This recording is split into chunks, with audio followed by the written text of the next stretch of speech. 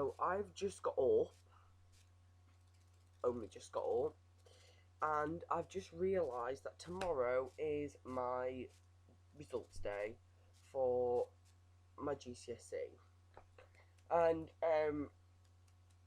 as much as people shouldn't get that worried, I'm a lot of people have been asking me, so what do you want to do? I'm like, oh, sixth form, but it depends what grades get in my exams. And then they say, oh right, well, what are you doing if you don't get into sixth form? You know, what's your plan B? My plan B is Jobseekers Allowance. That's my plan B. And probably a life on benefits. But there's nothing more. Something that's really pissed me off this morning when I've got on Facebook. I mean, my expected grades aren't bad. My expected grades are like B's and C's, but I only have one expected grade, which is an A.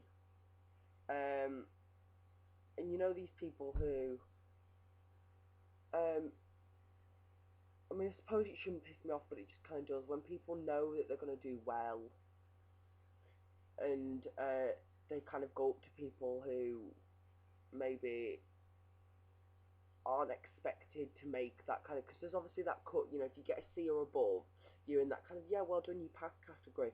And then there's them people people think for some reason that people seem below it's that, oh, so you haven't passed kind of group. And there's nothing worse than someone who's expected A's or A stars and everything going up to somebody who's maybe not expected as higher grades, but is still trying really, really hard. And they go, oh, I'm so worried about results today because I might not get my A star and so I might only get an A, and this person's like, you must make them feel like absolute shit. So it really annoys me.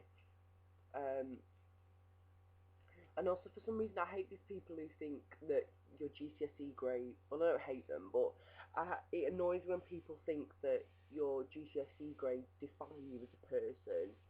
So I find it really sad when there's people who maybe aren't expected that higher grades and they think, well, I'm just a nobody because of it.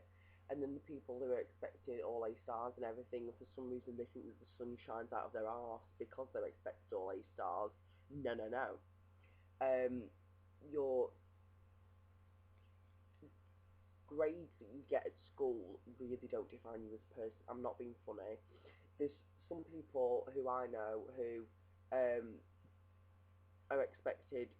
not expected quite low grades and everything, who is a very open-minded, fantastic person,